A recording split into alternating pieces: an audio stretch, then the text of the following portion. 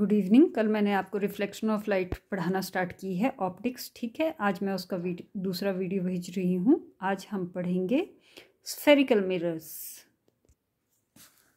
Spherical mirror, ठीक है, spherical mirrors पढ़ेंगे। तो स्फेरिकल मिरर्स के लिए कौन से होते हैं स्फेरिकल मिरर? तो आपने जैसे सुने होंगे कनकेव मिरर और कन्वेक्स मिरर। आप लोअर क्लासेस में भी पढ़ चुके हैं, 10th में। उत्तल और अवतल जिसको बोलते हैं, ठीक है, concave mirror and convex mirror. तो कनकेव मिरर वो होता है जिसका रिफ्लेक्टिंग सरफेस जो होता है वो सेंटर ऑफ स्फेयर की तरफ को हो, ठीक है। और आपका कन्वेक्स मिरर वो है जिसका रिफ्लेक्टिंग सरफेस जो है वो away from the centre of the sphere हो, कि जिसका वो पार्ट है। यानी हम क्या मानते हैं कि मैं तुम्हें समझाती हूँ कि जैसे हम क्या मानते हैं, जो आपके स्फेरिकल मिरर होते हैं they are a part of a holosphere. Holosphere मतलब जो अंदर से खाली है, ठीक है। उस स्फेयर के वो क्या होते हैं? पार्ट होते हैं। आपका कोई एक पार्ट होता है। तो जैसे अगर मैं मान लूँ मैंने स्फेयर ले लिया,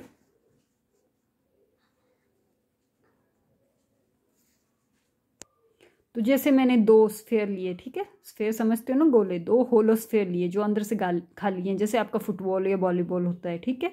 और वो स्फेयर जो है मैंने इस तरह से लिए कि उनका जो एक पार्ट है, जो अंदर का पार्ट है, वो मैंने मान लिया जैसे इस स्फेयर का जो अंदर का पार्ट है, ठीक है, वो आपका स्मूथ है मिरर की तरह, ठीक है, रिफ्लेक्टिंग है। यानी अंदर वाला पार्ट जो है वो कैसा है? रिफ्लेक्टिंग या स्मूथ है, जैसे मिरर होता है।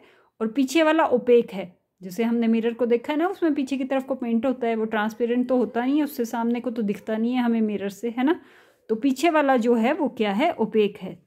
तो अगर मैं इसका एक पार्ट ले लूँ, ठीक है, जैसे मैंने ये वाला पार्ट ले लिया, इसका ये वाला पार्ट, ठीक है। तो इसकी ये वाली साइड मैंने बोली, पीछे वाली साइड ये कैसी है? ओपेक। यानी उस पर हो सकता है कोई पेंट या कोई ऐसी चीज़ है, यानी वो ट्रांसपेरेंट नहीं है, यानी उससे हम आर पार नहीं देख सकते, ठीक है, मिरर की तरह। तो ये मिरर आपका एक मिरर की तरह है जो एक तरफ से रिफ्लेक्टिंग है और दूसरी तरफ से ओपेक है। तो ये वाला पार्ट जो है, जैसे अगर मैं इस पूरे होलोस्फेयर को देखूँ तो इसका सेंटर कहाँ होगा? इस तरफ को, ठीक है। तो इसका जो रिफ्लेक्टिंग सरफेस है, जो स्मूथ सरफेस है, वो किसकी तरफ को है? Toward the centre of the sphere, वो सेंटर की तरफ है, ठीक है। तो इस मिरर को बोलते हैं कनकेव मिरर। ये कौन सा है? कनकेव, ठीक है। इसी तरह मैं दूसरा कोई मिरर लूं और मैं मान लूं कि जो उसका अंदर का पार्ट है वो ओपेक है, यानी वो रिफ्लेक्टिंग नहीं है, ठीक है। वहां पे पेंट हुआ है, अंदर की तरफ को पेंट हुआ है उसमें, ठीक है। और बाहर की तरफ कैसा है? स्मूथ रिफ्लेक्टिंग सरफेस है। जो बाहर का सरफेस है इस तरफ वाला, वो क्या है? स्मूथ या रिफ्लेक्टिंग जिसको बोलते हैं, ठीक है। तो ये वाला जो मैंने पार्ट लिया, इतना सा पार्ट ले लिया, मान लिया, ठीक है। तो इसका जो एक साइड है, बाहर वाली साइड, वो रिफ्लेक्टिंग है और अंदर वाली कैसी है? ओपेक है, ठीक है। तो इस मिरर को अगर हम देखें तो इसकी जो रिफ्लेक्टिंग साइड है वो क्या है? मिरर से इसके सेंटर, जो ये वाला स्फेयर है इसका सेंटर ये है, अगर वो तो सेंटर से अवे है ना, उसकी तरफ नहीं है, अंदर की तरफ नहीं है, कहाँ है? बाहर की तरफ को।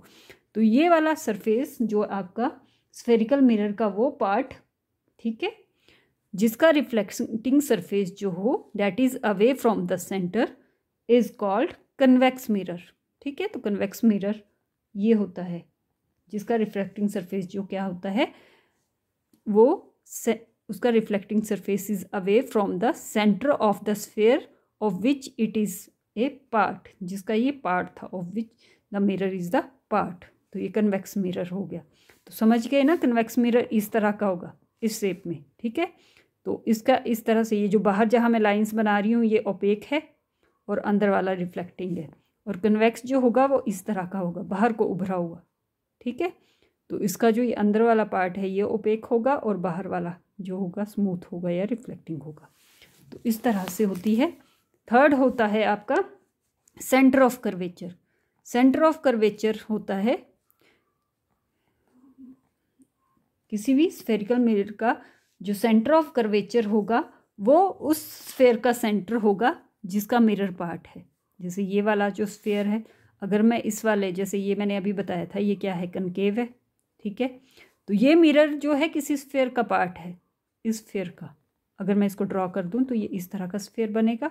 तो इस स्फेयर का जो सेंटर होगा उसको बोलते हैं सेंटर ऑफ कर्वेचर, ठीक है। जैसे ये वाला भी अगर मैं ड्रॉ कर दूं तो इसका जो सेंटर होगा इस स्फेयर का, उसको बोल देते हैं इसका सेंटर ऑफ कर्वेचर। तो centre of curvature of A spherical mirror is the centre of sphere of which the mirror is a part, और इसको कैपिटल सी से लिखते हैं, ठीक है। जो ये है इसको किससे रिप्रेजेंट करते हैं, कैपिटल सी से। उसके बाद है आपका मिडल पॉइंट या सेंटर जो होता है, यानी आपका जो ये स्फेरिकल मिरर है इसका जो बीच का हिस्सा है, बीच का जो पॉइंट है, ये वाला पॉइंट, इसको बोलते हैं वर्टेक्स या मोस्ट कॉमनली पोल, ठीक है। इसको जो जैसे ये मिरर हो गया ना, तो इसका जो सेंटर होगा इसको बोलेंगे पोल या वर्टेक्स।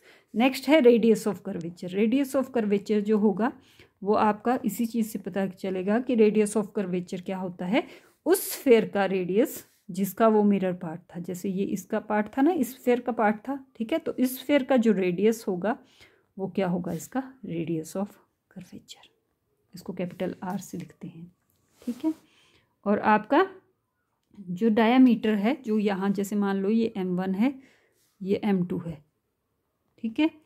तो ये जो m1 से m2 तक का डिस्टेंस है, लेंथ है पूरी मिरर की, इतनी लेंथ जो है इसको बोल देते हैं लीनियर अपर्चर। इसको क्या बोलते हैं, लीनियर अपर्चर, ठीक है। जो पूरी मिरर की लेंथ है ये, जैसे इसका ये है, इसकी ये है, ठीक है। तो ये क्या है, इसका लीनियर अपर्चर। और ये जो दो पॉइंट मैंने माने हैं m1 और m2, अगर इसको मैं सेंटर से ज्वाइन करूं और जो ये एंगल बनेगा, जितना भी ये एंगल बनेगा, उस एंगल को बोलते हैं एंगुलर अपर्चर। उसको क्या बोलते हैं, एंगुलर अपर्चर। तो ये नॉमेनक्लेचर हो गया जो हम यूज़ करेंगे, ठीक है। और कोई भी लाइन जो पास कर रही है सेंटर से, और वो किसको, ये जो आपका पोल है, यहाँ पे पोल बोला ना मैंने, जो मिडल पॉइंट होता है उसको क्या बोलते हैं, पोल, ठीक है।